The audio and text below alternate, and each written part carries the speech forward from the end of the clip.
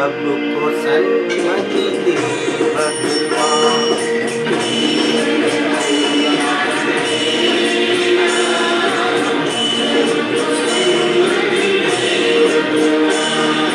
सबको सन्मति दे भगवान, सारा जग तेरी संतान।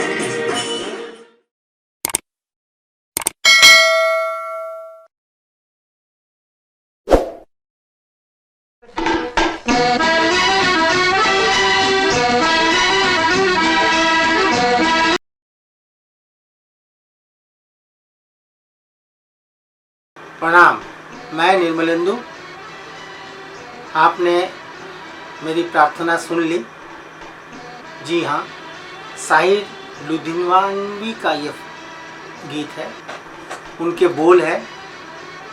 और साहिर के बोल तो आप जानते हैं कि क्या लिखते हैं, क्या गाते हैं, मन से, दिल से।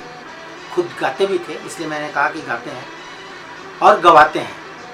रफ़ी साहब ने प्रार्थना को जिस अंदाज में, जिस तरह से गाया है, वो शब्दों से परे है। मैं इसको समझा नहीं सकता, इसकी व्याख्या मैं तो नहीं कर सकता। दरअसल आराधना फिल्म के बाद ये माना जाता रहा कि अब रफ़ी साहब का जमाना चला गया, वो नहीं चलेंगे।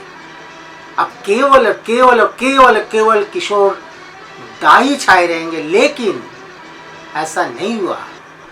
एक के बाद एक गीत ने लोगों को एहसास दिला दिया कि उनकी आवाज़ जिंदा है। उनके चाहने वालों में ये बात कुछ दिन के लिए खली जरूर थी, लेकिन सभी ने एक स्वर में कहा, रफ़ी रफ़ी है। अब चाहे वो नफ़रत की दुनिया वाला गीत हो, चाहे वो पर्दा है पर्दा हो, या फिर मुकद्दर का सिकंदर का वह गीत, जिंदगी तो बेवफा है। ऐसे ही अनंत गीत है जो 70 के बाद भी चले और खूब चले। आवाज इंसान की नहीं हो सकती, कोई भगवान ही होगा जो इस तरह से प्रार्थना कर सकता है। एक संत, एक पैगंबर की आवाज जैसी लगती है। आत्मा का स्नान कराने वाली आवाज है ये। मतलब अगर गीत को सुनेंगे तो आपको लगेगा कि आपकी आत्मा मुग्ध हो गई, आपकी आत्मा ने स्नान कर लिया। ऊपर वाले ने हम सबको सिर्फ पुरुषवत स्त्री के रूप में भेजा है। बहुत अच्छा भजन है। सब इस बात को समझ जाए कि दुनिया कितनी सुंदर है, और अगर हम मिलजुल कर करें तो और सुंदर हो जाएगा। स्वर्गीय साहिर जी बेमिसाल बोलों के मालिक थे, और एन दत्ता जी का सुमधुर संगीत और रफ़ी साहब का गायन, जब ये तीनों तिकड़ी मिली, एक अरदास, एक प्रार्थना ने जन्म लिया और आपके सामने आ गया ईश्वर अल्लाह तेरे नाम। इस धरती पर बसने वाले सब तेरे गोद के प्यारे,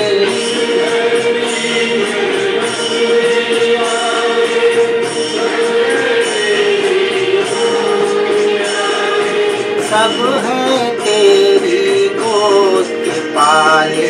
कोई नीच ना कोई महान। यह गीत नहीं है, विश्व प्रार्थना है, एक अरदास है, आज की एक भूली हुई सच्चाई है, एक मार्मिक और आंतरिक संदेश है इस गीत में। ऐसा गीत बन भी सकता है, लिखा जा सकता है, आज सोच से परे है। अब देखिए कि किस तरह से गीत को लिखा गया है और गांधी जी को याद किया गया है। इन बेजोर प्रतिभाओं को मेरा सलाम। यह कुछ लोगों को एक आश्चर्यजनक रहस्योद्घाटन लग सकता है कि अल्लाह शब्द ही संस्कृत है। संस्कृत भाषा में अल्लाह अक्का और अम्बा पर्यायवाची शब्द है। वे एक देवी या माता का प्रतीक है। यह शब्द संस्कृत के मंत्रों का हिस्सा है जो देवी दुर्गा को आमंत्रित करते हैं। जिन्हें भवानी, चंडी और महिषासुर मर्दिनी भी कहा जाता है। ईश्वर के लिए इस्लामी शब्द है, इसलिए एक नवाचार नहीं बल्कि प्राचीन संस्कृत अपील को इस्लाम ने बनाए रखा और जारी रखा। अल्लाह ये गीत, ईश्वर ये गीत। अल्लाह का अर्थ है ईश्वर, भगवान। हम ईश्वर कहते हैं, वे अल्लाह कहते हैं, बस फर्क इतना ही। दरअसल आराधना फिल्म के बाद, जो कि 1969 में रिलीज हुई थी, पत्र पत्रिकाओं में इस तरह की बातें छपने लगी कि अब रफ़ी साहब का जमाना नहीं रहा। लेकिन तभी एक धमाका हुआ। जी हाँ, धमाका। गीत से भी धमाका हो सकता है। एक अच्छे गीत से, जो गीत सबको बांध के रखे, एक सूत्र में पिरो कर रखे, ऐसे गीत से भी धमाका हो सकता है।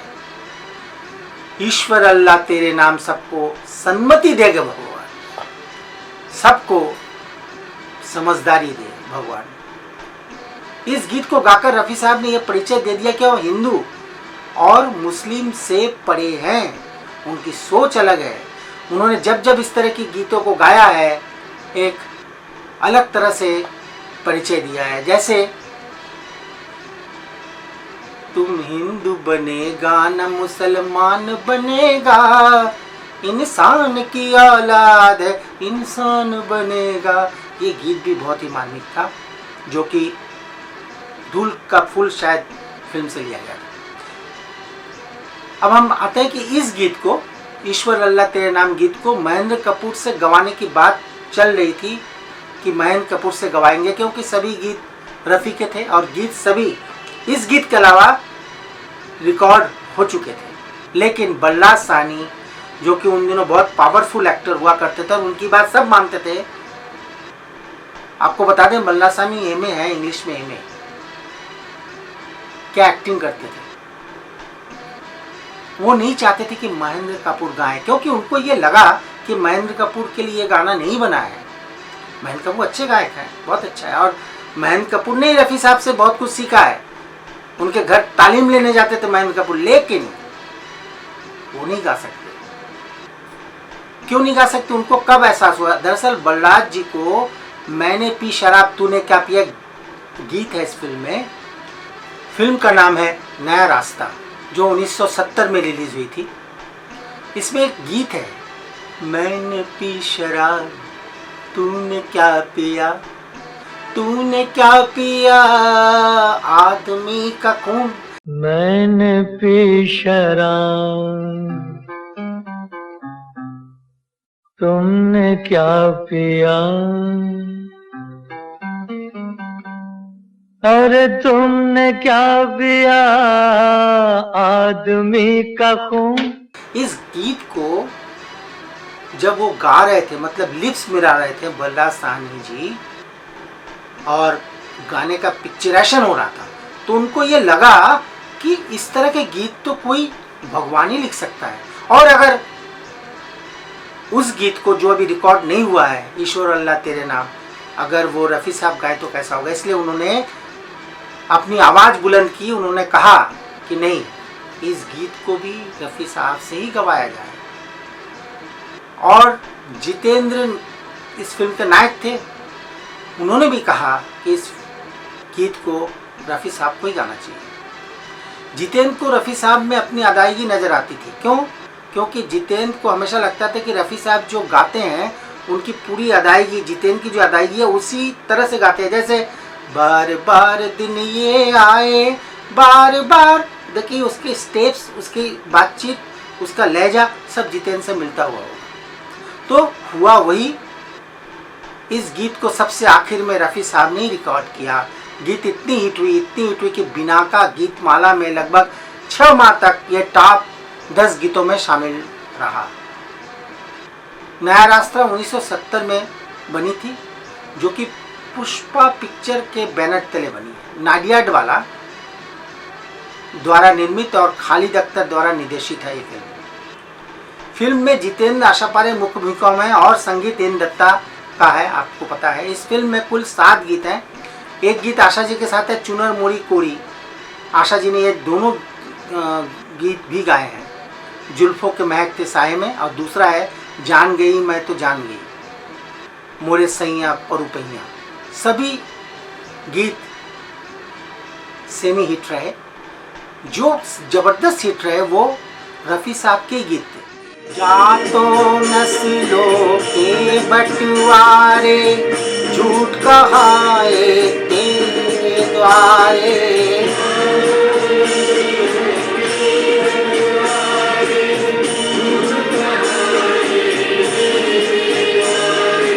झूठ कहाए तेरे द्वारे, तेरे लिए सब एक समान, सबको सन्मति दे भगवान। और रफ़ी साहब द्वारा गाया एक गीत है, पोंछ कर अश्क अपनी आंखों से, पोंछ कर अश्क अपनी आंखों से, मुस्कुराओ तो कोई बात बने। और दूसरा ये गीत भी हिट था। और दूसरा गीत है, मैंने पी शराब तुमने क्या पिया, अरे तुमने क्या पिया, आदमी का खून मैंने पी शराब। और तीसरा जो सबसे हिट गाना है, फिल्म का सबसे पसंदीदा गाना है, लोगों ने जिस गाने को पसंद किया, 6 महीने तक जो लोगों की जुबान पर था, वो था ईश्वर अल्लाह तेरे नाम, सबको सन्मति दे भगवान। हाँ, एक और राज की बात यहाँ बता दूँ, दरअसल इस फिल्म में इस गीत को इसलिए शामिल किया गया था क्योंकि निर्देशक स्वयं, मतलब निर्देशक खालिद अख्तर, न केवल गांधी की सोच से प्रेरित थे। उन्होंने एक बार एक इंटरव्यू में कहा था कि हिंदू मुस्लिम सिख ईसाई हम सब हैं भाई भाई। उनका मकसद था इस गीत के माध्यम से देश की आवाम को एक मैसेज देना कि ईश्वर अल्लाह तेरे नाम, सबको सन्मति दे भगवान, ईश्वर अल्लाह तेरे नाम, सबको सन्मति दे भगवान। दरअसल फिल्म का जो सारांश है वो निर्देशक यही बताना चाहते थे कि हमारे देश में सारा बेड़ा गर्क शैतान रूपी धर्म के ठेकेदारों ने करके रखा है, और इसी के कारण हम लोग आपस में लड़ते रहते हैं, मरते रहते हैं। तो उनका संदेश यही था कि ईश्वर अल्लाह तेरे नाम, सबको सन्मति दे भगवान।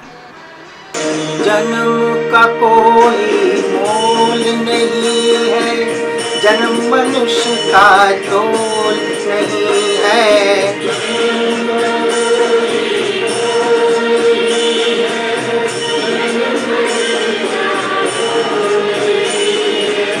जन्म मनुष्य का तोल नहीं है, कर्म से है सबकी पहचान, सबको ईश्वर अल्लाह तेरे नाम, सबको सन्मति दे भगवान, सबको सन्मति दे भगवान, सारा जग तेरी संतान, सारा जग तेरी संतान, सारा जग तेरी संतान।